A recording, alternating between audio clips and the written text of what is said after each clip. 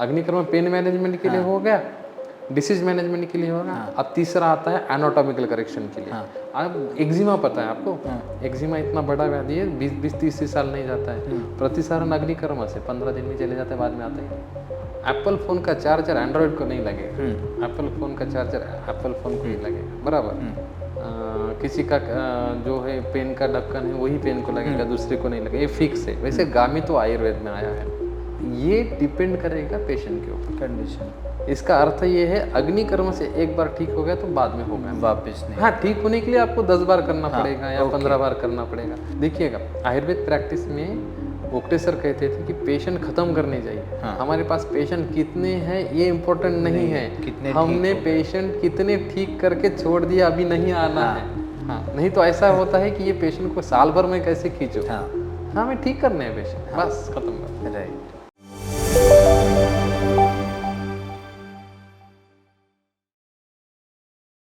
इसके बाद सर आते हैं अग्निकर्म पे। बहुत बार मतलब बहुत सारे वैद्यों में मैंने देखा है कि सिर्फ पैरों की कौन जलाने के लिए या कुरुक जलाने के लिए ही अग्निकर्म का इस्तेमाल करते हैं, लेकिन सुश्रुताचार्य ऐसे भी बोलते हैं कि विदृधि में भी किया है या हर्निया जैसे कंडीशंस में किया है। जॉइंट्स तो बहुत कॉमन है, पर इन सारी चीज़ों में भी सुश्रुताचार्य अग्निकर्म बताते हैं। तो अग्निकर्म एग्जैक्टली क्या होता है, कैसे किया जाता है, और ये चाइनीज मॉक्सिबेशन जो रहता है उससे अलग कैसे है या सिमिलर है?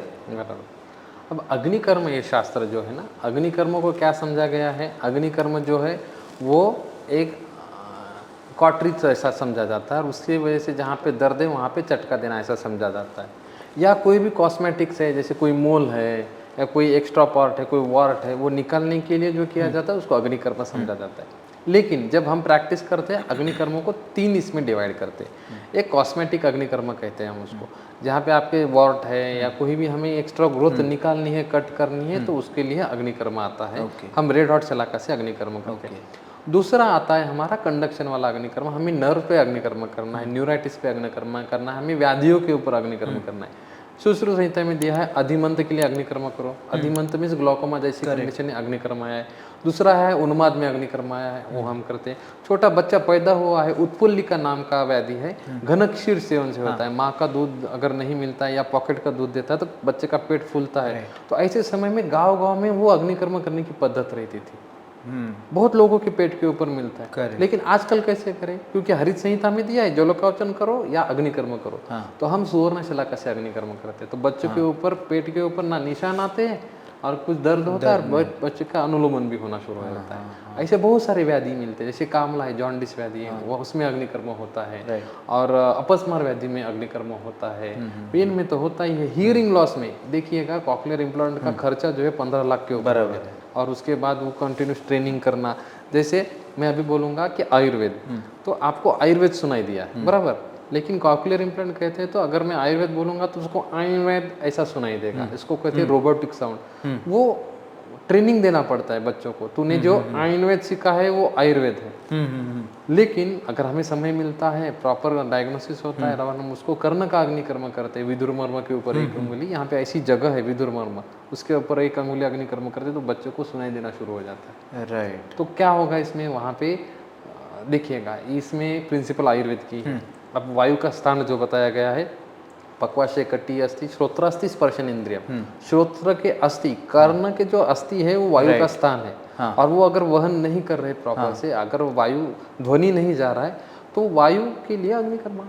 राइट। तो वहाँ पे विद्यकर्म अग्निकर्म अल्टरनेट हम ऐसा करेंगे तो वहाँ पे पुनर्जीवित हो जाता है। अब दूसरी बात, विद्यकर्म की बात करते समय मैं भूल गया था, रक्त जो है ना, रक्त का काम ही है जीवन कर्म देना।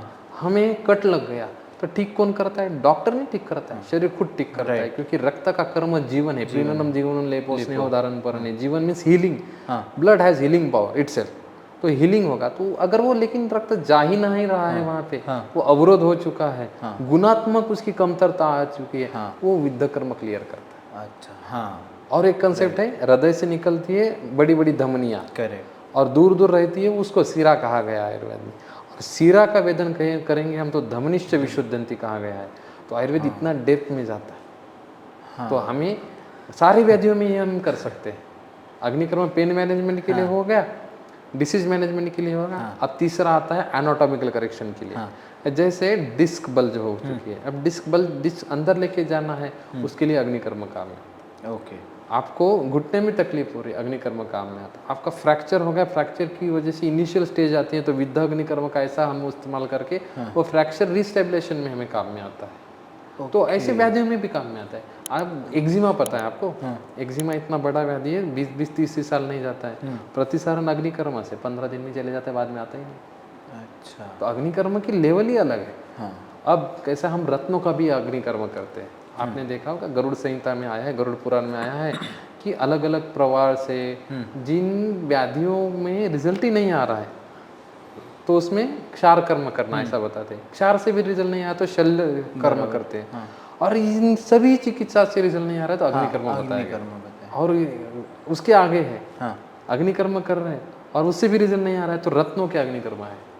ये रत्नों के अग्निकर्म बहुत कम लोग करते हैं, या शायद लोगों को पता ही नहीं है। वो भी हम इस्तेमाल करते हैं प्रैक्टिस में। अच्छा। क्योंकि वो आध्यात्म की भी बातें आ जाती हैं, कभी ग्रह दोष भी रहते हैं, कभी ऐसी व्याधियां रहती है जिसको समझ भी नहीं पाते हैं।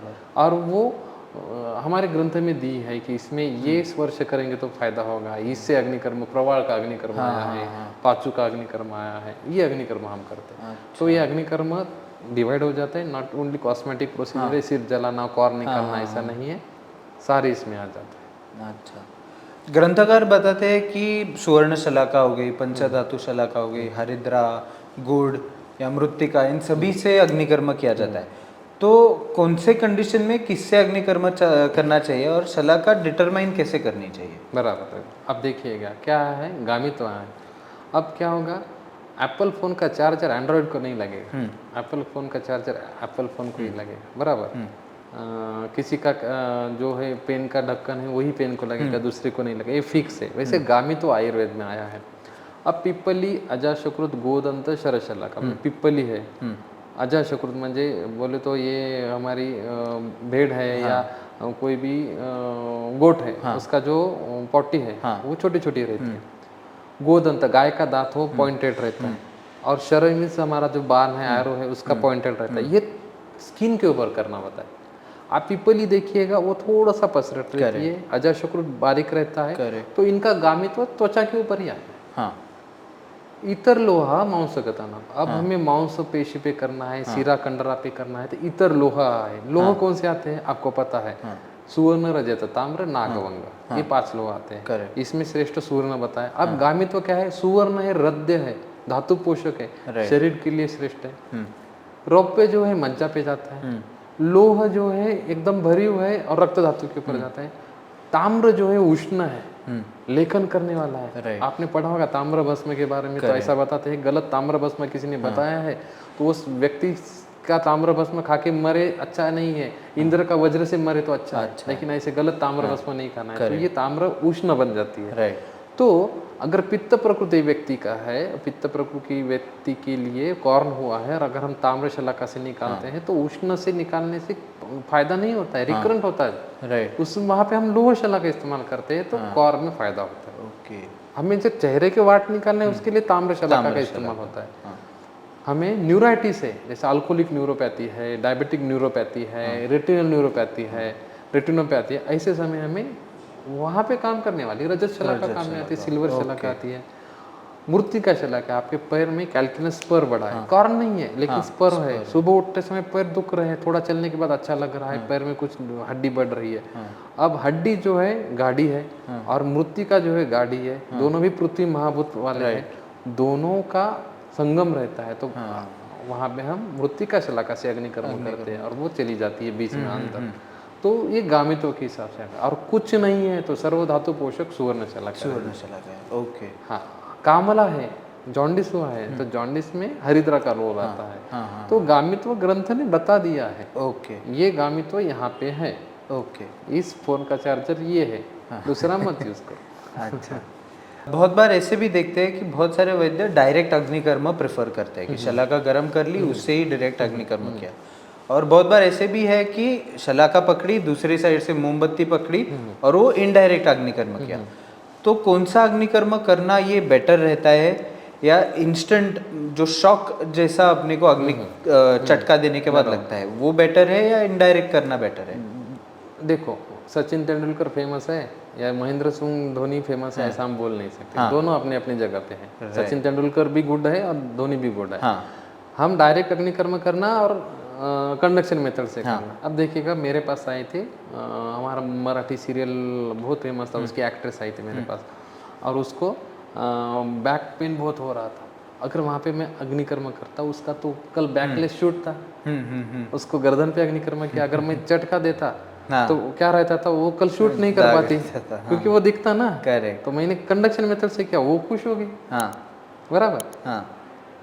ये डिपेंड करेगा पेशेंट के ऊपर, कंडीशन। अब छोटा बच्चा है मेरे पास, 3 साल का बच्चा है, 10 साल का बच्चा है, उसको मैं अग्निकर्म कर रहा हूँ, डायरेक्ट अग्निकर्म करूंगा तो भाग जाएगा, बाद में आएगा नहीं। कुछ भीरू व्यक्ति रहते हैं, वो डायरेक्ट करेंगे तो भाग जाएंगे। किसी को भी दर्द सहन करना अच्छा नहीं रहता, दर्द कम करना अच्छा लगता है। लेकिन कुछ कुछ ऐसी व्याधियां होती है जहाँ पे हमें डायरेक्ट करना ही होता है।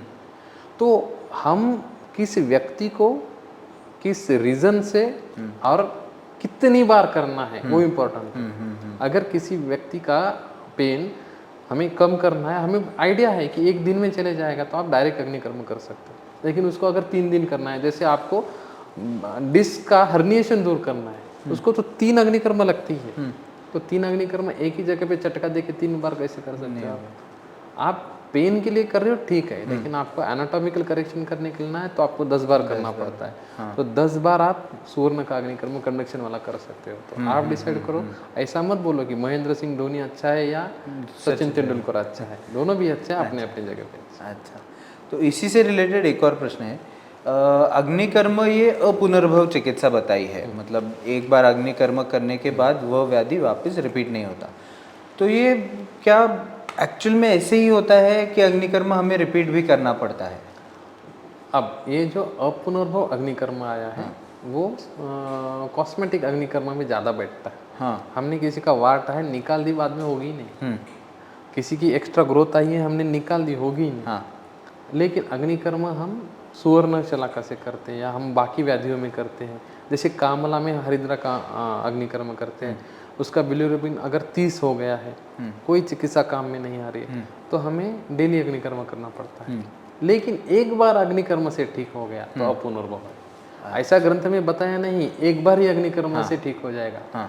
इसका अर्थ ये है, अग्निकर्म से एक बार ठीक हो गया तो बाद में होगा वापस नहीं। ठीक होने के लिए आपको 10 बार करना पड़ेगा या 15 बार करना पड़ेगा। लेकिन एक बार ठीक हो गया तो बाद में होगा, वापस नहीं। मेरे देखिएगा, आयुर्वेद प्रैक्टिस में वोक्टे सर कहते थे कि पेशेंट खत्म करने चाहिए। हमारे पास पेशेंट कितने हैं ये इम्पोर्टेंट नहीं है, हमने पेशेंट कितने ठीक करके छोड़ दिया, अभी नहीं आना है।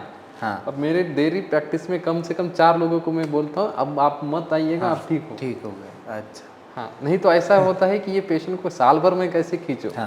हमें ठीक करने हैं पेशेंट, बस खत्म कर। राइट सर, कोई भी नया क्लिनिक चालू करता है और अग्निकर्म विद्याकर्म जैसी प्रैक्टिस उसको करनी है, तो एक डर रहता है कि कॉम्प्लिकेशंस आ सकते हैं। कि सपोज अगर नासार्श है, नासार्श में आपने भल्ला तक का अग्निकर्म कर दिया और अगर पेशेंट को मेनिंजाइटिस बैठ गया या टीबी बैठ गया या दूसरे अग्निकर्म से कुछ कॉम्प्लिकेशन हो गया, तो क्या करें और किस प्रकार के कॉम्प्लिकेशंस आ सकते हैं? अब देखिएगा, सुश्रुत संहिता इसीलिए सारा बताती है, एकम शास्त्र अध्ययन न विद्यात व्याधि विनिश्चय। एक शास्त्र से आपका व्याधि विनिश्चय नहीं है। आपको पता होना चाहिए ये मेनिंजाइटिस होने वाला है या नहीं होने वाला है, होने के बाद क्या लक्षण होते हैं, हम तब क्या करनी चाहिए। पेशेंट को शॉक बैठने के बाद, वैजोवैगल शॉक बैठने के बाद आपको क्या करना है इमरजेंसी, वो भी पता होना चाहिए। कभी कभी अग्निकर्म करते समय डर के हमारे पेशेंट चक्कर में आ जाते हैं, गिर जाते हैं, वोमिटिंग हो जाती है। एक पेशेंट के बारे में ऐसा हुआ था, नांदेड़ में हमारी स्टूडेंट कर रही थी कॉलेज में, और उसको वोमिटिंग हो गया, उसने एस्पिरेट कर लिया, और एस्पिरेट कर लिया तो वो डर रही थी ना, जलों का उच्चारण के समय हुआ था, तो वो डर गई। अब डर गई तो आईसीयू में एडमिट किया। ऐसे समय में आईसीयू में मैं तुरंत गया वहाँ में, पेशेंट को 2 मिनट में चिकित्सा की, इमरजेंसी चिकित्सा हमने बाहर लिया ताकि आयुर्वेद का नाम बदनाम ना हो। तो ये बहुत इंपॉर्टेंट रहता है कि हमें सारा पता होना चाहिए। राइट। कॉम्प्लिकेशंस देखिएगा, हम अगर अमृत भी पीते हैं तो अच्छा है, लेकिन गलत मात्रा में अमृत भी पिएंगे तो वो तकलीफ हो जाएगी। इसीलिए कोई भी सर्जन देखिएगा 10 बार देखता है, मैं अगर ये प्रोसीजर करने वाला हूँ तो उसके पहले क्या क्या करना है। आयुर्वेद में भी ये अनुशस्त्र है, शल्य कर्म का ही पार्ट है। आपको हर एक पेशेंट की कंसेंट लेनी है, हर एक पेशेंट को बताना है कि हमने क्या क्या करने वाले, इससे क्या होता है। उसका कंसेंट के बाद उसकी प्रोसीजर प्री ऑपरेटिव, ऑपरेटिव और पोस्ट ऑपरेटिव जो किया जाता है। तो प्री अग्निकर्म, प्री विद्याकर्म, अग्निकर्म विद्याकर्म की जगह और पोस्ट, ये सारा हर एक पेशेंट को करने के पहले हमें एनालाइज करना है कि कैसे कैसे क्या करना है, पेशेंट को भी बताने हैं। और उसके बाद हम डिसाइड करते हैं हाँ मेरा ऐसा ऐसा राइट फिक्स है, मैं ऐसे ऐसे करने वाला हूँ। इसमें साइड इफेक्ट भी जो आते हैं उसके लिए भी मैं तैयार हूँ। राइट राइट अगर किसी को वैसे शौक बसाया बैठता है तो हेड लो के लिए मुझे जगह चाहिए, उसके लिए सुवर्ण सूचीकर मेरे पास चाहिए, हृदय रोग चिंतामणि चाहिए, मुझे हेमगर्भ पोटली चाहिए, मुझे जो भी इमरजेंसी हमारे रसशास्त्र के ड्रग है मेरे पास चाहिए। अगर है ही नहीं तो क्या करें, आपके पास ढाल नहीं, खाली तलवार चला रहे हो तो कैसे चलेगा, दोनों भी लेके जाना पड़ता है। Right right. सर आप गुप्ते सर से विद्याकर्म और अग्निकर्म सीखा है और वो एज इट इज़ आप सारे बच्चों के साथ शेयर करते हो, तो गुप्ते सर का ऐसे कुछ अनुभव है जो आप शेयर करना चाहते हो? अभी देखिएगा, एक गुप्ते सर का मुझे बहुत अच्छा लगता है। मुझे रात 10 बजे फ़ोन आया था, 11 बजे, और सर ने कहा कहाँ है तू, फ़ोन किया मुझे। मैंने कहा सर मैं आपके बाजू में हूँ। बोले चलो हमें KM हॉस्पिटल में जाना है। मैंने कहा ठीक है, मैं गाड़ी लेके गया, सर को लेके KM हॉस्पिटल में हमने गए।